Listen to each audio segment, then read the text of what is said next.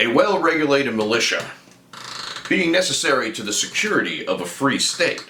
The right of the people to keep and bear arms shall not be infringed. These are words from a document that is systematically ignored by millions of Americans and dozens of politicians every single day.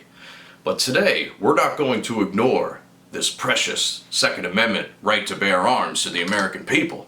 We are going to embrace it by embracing a new kind of weapon, the six-string woody. You remember El Kabong? Olay! Stick 'em up, stagecoach. Come on! El Kabong has vanquished many a bandito over the course of his career with his six-string woody. Now, how many woodies can a six-string wood if a wood string could string woodies? I was overcome by a kabongin' frenzy. We're going to figure that out today on the final installment of the Kill 'Em All series. We're coming at you with this well-regulated metal militia.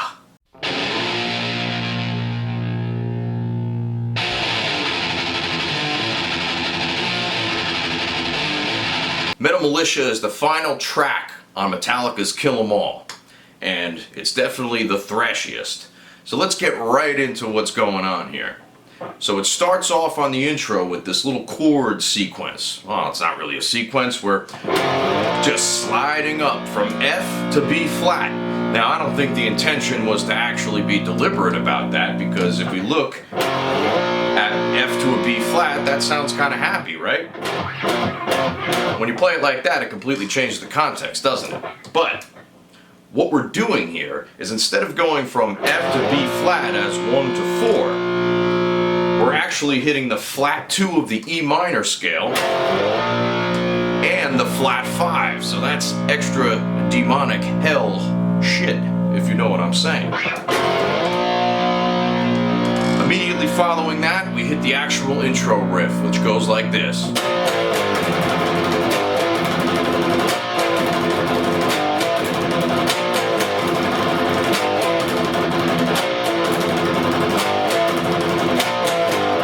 So it's embracing a 16th note pattern, a 16th note thrash pattern to be more specific. So here we're going,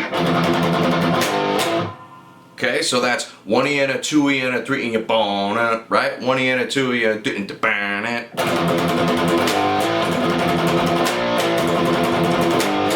So you're actually hitting on the of 3 every single time. 1 E and a 2 E and a 3, 1 E and a 2 E and a 3, Alright, so it's not on a downbeat. The first time I ever heard this song, I thought it was on the downbeat, but it's not. After doing that, you gotta hit the upbeat.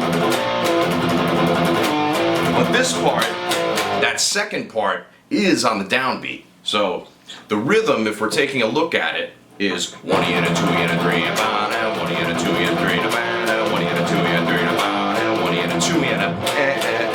So you do a 1 E and a 2 E and then right on that downbeat, you hit that triplet rhythm, right? Let's take a look at that slow.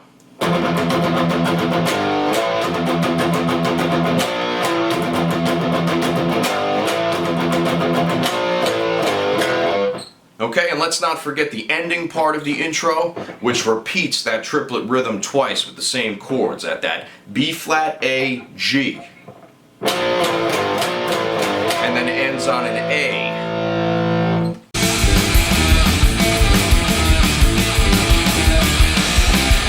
So now that we have a handle on the intro riff, let's take a look at the verse. Alright, so this whole verse part changes key, and it starts in with a little slide like this.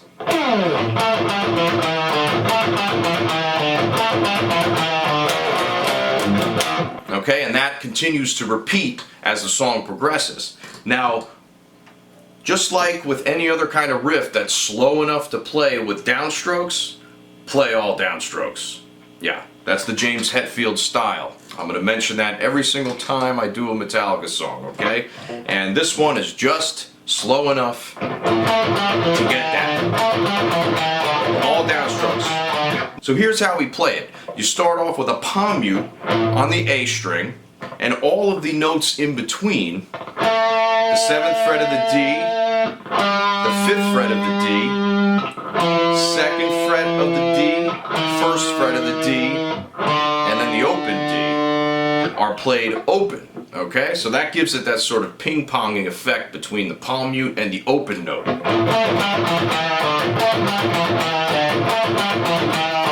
Now let's take a look at the chords that happen after that. So coming in here, we're hitting an E flat, which is the flat 5 of the A scale now. B flat, which is the flat 2 of the A scale. C, which is the 3. And then this little palm muted thing. That's G, A, E flat. Now the G and the A are palm muted, while the E flat is let roam free, right? So that's kind of an interesting chord progression there, right? Very disjointed, very disjunct, and that's why it kind of sounds like that. It sounds very thrashy. That's a characteristic of thrash guitar, is that it's very disjointed. A lot of tritones, a lot of flatted seconds, a lot of dissonant intervals that wouldn't normally occur in other styles of music, more consonant styles of music. So let's talk briefly about where the notes in this riff hit rhythmically, okay? So that first 7th fret with the A is happening on the and of 1. And the second note G is hitting on the E of 2. Okay, the next note, 2nd fret of the D, which is the E, hits on the downbeat. And the E flat hits on the of that beat, beat 3, and the open D is on the next and, which closes it out. So that goes and, E, down, and, E, down, and. It's kind of tough to do that. It's sort of like, you know, rubbing your belly and hitting your head with an eggplant at the same time.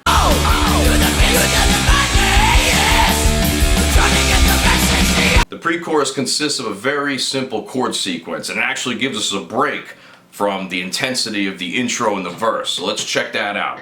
We start on a D, we go to C, B, A, D, C, B, C, C.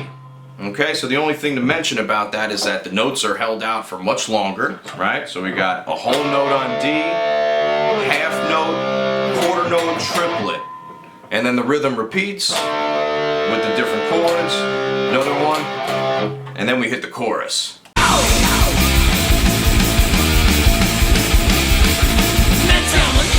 So the chorus section of the song is where these self-regulatory procedures really start to pop. So we start off with the intro riff, but in A instead. So if you remember the rhythm from before,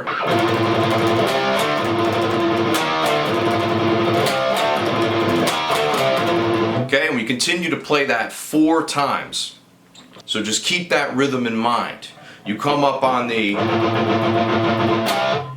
of 3, and then when you're coming back to the end, you go on the downbeat of 3.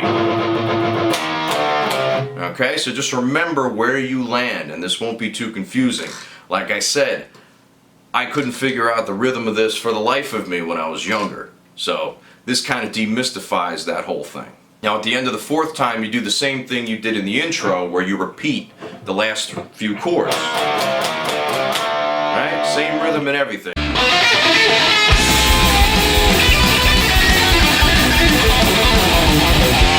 So the solo rhythm is the intro riff and the chorus riff, but played in the key of B instead. And we're going to be on the 7th fret of the E string to do this, okay? So it goes like this. And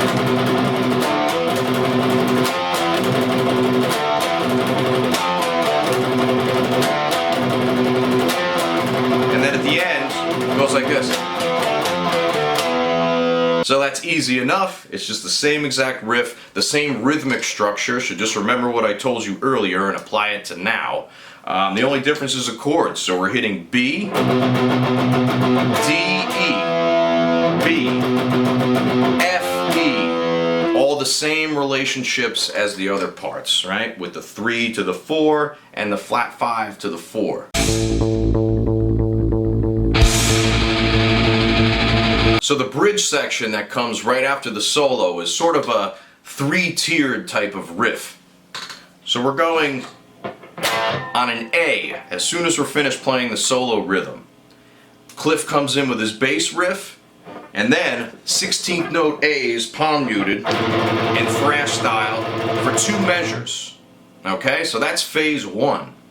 So let me play that part for you.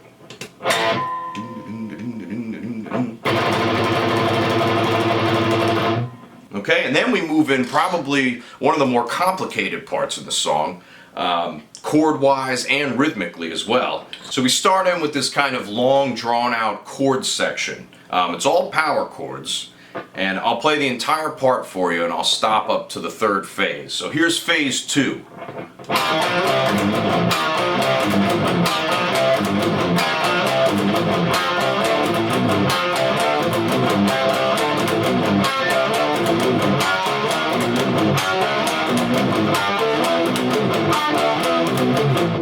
Okay, so let's take a look at all those chords in order. So it's really just a 4-part little section here, and it's all the same patterns going over again. So, I mean, the theory doesn't really matter so much, but it does make it sound cool. And luckily for guitar, this difficult theory stuff is super easy to move around. You got a key change? No problem. Just move your finger up to the next fret. Super easy. So we're starting at a power chord of the 1st fret of the D string, which is an E flat. Okay? Then we're going to B flat. Then we're going to C, down to G, A, F. Okay? So that's E flat, B flat, C, G, A, F. Now, what key that's in? Let's kind of take a guess here. Let's say it's in, I don't know. Could be in some perverted version of C, because this is kind of like a,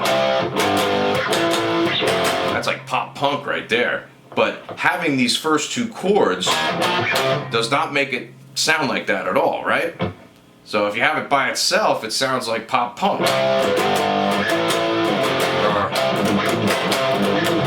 But instead we have this,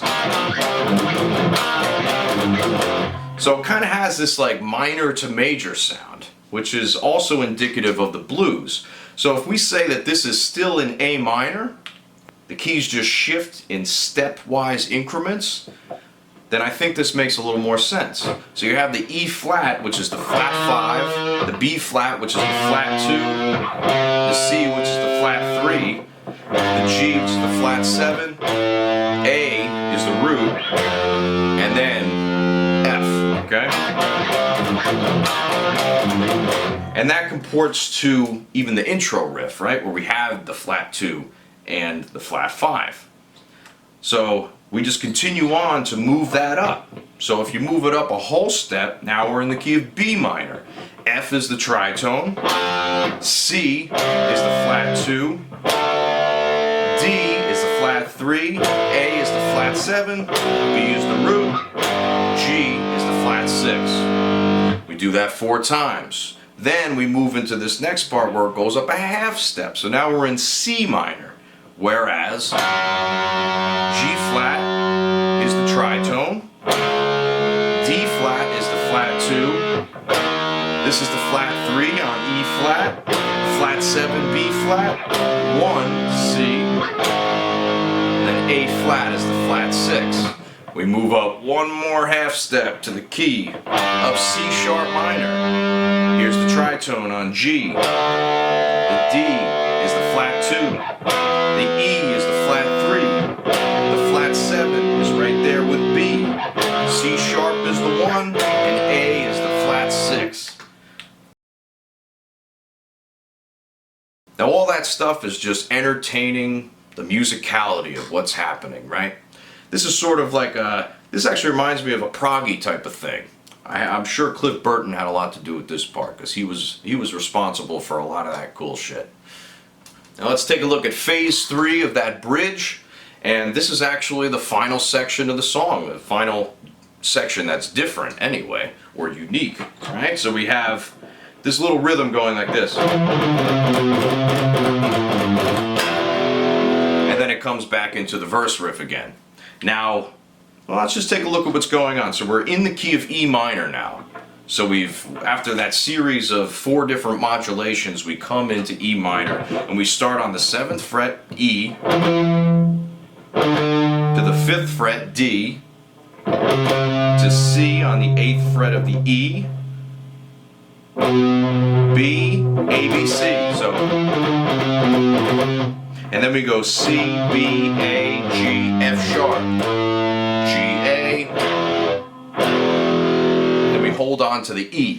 So I hope you guys all enjoyed that. That's all I got for you today. On the next episode, we're going to be going over the solo. Okay, so you don't want to miss out on that, and we're going to regulate this militia even more. We're going to fine-tune this beast so that if any oppressive state authority comes after us, we're going to be ready. We're going to El Kabong those motherfuckers down to the bottom of the ocean. I'll see you next time.